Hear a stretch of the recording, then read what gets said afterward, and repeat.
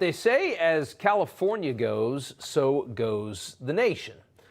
It's a phrase that should terrify most Americans. Just 2 years ago, Gavin Newsom arrogantly bragged about his state's massive budget surplus, nearly $100 billion, a number that really shocked everybody, myself included. California was bleeding residents to Texas and Florida, bleeding businesses to desert state neighbors like Nevada and Arizona.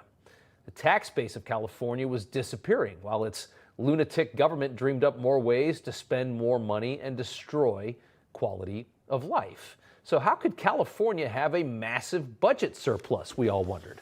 What was allowing the cockiest politician in America, Gavin Newsom, with his eyes firmly set on the White House, to stand up in front of all of us and claim his fiscal brilliance like he did?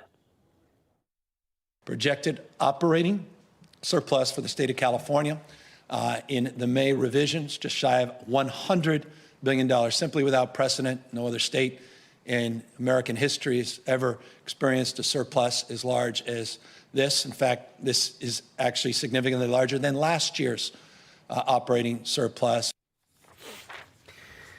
So that's how he sounded, and he sounded even worse than that in other moments. Sadly, what we didn't know at the time, though, is there was nothing real supporting this invaluable political moment for Gavin Newsom, a moment that defied all fiscal logic, a moment that put his fiercest critics back on their heels. Just 2 years later, we learn it was all a fraud. The state of California facing a budget shortfall of $73 billion, from almost $100 billion one way to $73 billion the other way. It turns out politically charged budget forecasting was to blame, which in the end was way off, as it made for some very liberal-friendly headlines. Headlines they used to prove that left-wing ideals of high taxes, heavy spending, lawlessness, unchecked migration, and hyper-regulation were all a recipe for success instead of what you'd expect, which is poverty, chaos, filth, and a plummeting quality of life. COVID was a big reason why California looked artificially strong in the earlier part of this decade, as we saw during COVID. From Cal Matters, the cascade of money from Washington played a major role in generating the brief surge in income and income taxes that was mistakenly extrapolated into a longer-term expansion. It also, incidentally, was a significant factor in the living cost inflation that followed. This is the same gimmick playing out nationwide right now, of course. America's so-called strong economy that Biden keeps telling us about. We now have, in large part because of you and organized labor, the strongest economy in the whole damn world. Folks, the bottom line is our economy has grown more in the last 6 months than it ever did at any point in Trump's entire 4 years in office.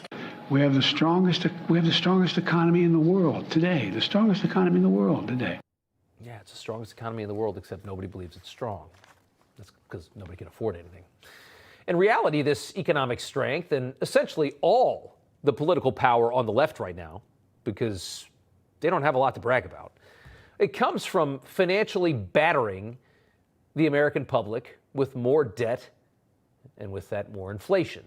All this to fund their salacious agenda. And California is no doubt a look into our future for the rest of this country.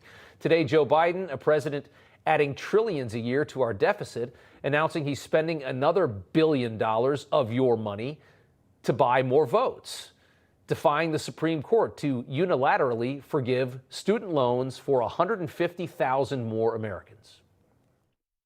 Early in my term, I announced a major plan to provide millions of working families with debt relief for their college student debt. Tens of millions of people in debt were literally about to be canceled, their debts. But my MAGA Republican friends in the Congress, the elected officials and special interests stepped in and sued us, and the Supreme Court blocked it. They blocked it. But that didn't stop me. I announced we were going to pursue alternative paths for student debt relief for as many borrowers as possible. And that's the effort that's been underway the last 2 years. Yeah, canceling debt, by the way. Think of how far our politics has fallen when one party's agenda is so toxic they have to bribe voters. And somehow, by the way, this is legal. The Supreme Court says you can't even do it, and they're still just giving your money to a whole bunch of people to get votes. Today's Democrat Party gives the working men and women of this country no authentic reason to vote for them. For the past 3 years, they've governed by lighting your country on fire in every possible way, creating a manufactured crisis on immigration, on energy, on foreign policy, and with inflation, making the country look a lot like California, a disaster. California is a disaster run by a smooth-talking, sleazy politician who spent the last 10 years becoming a master of obfuscation and misdirection. That's what he's good at.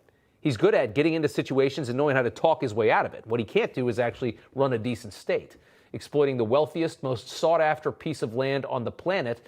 Much like the United States and Joe Biden, California is surviving despite Gavin Newsom, not because of him. Both testing just how much abuse their country or their state can take before they fully collapse.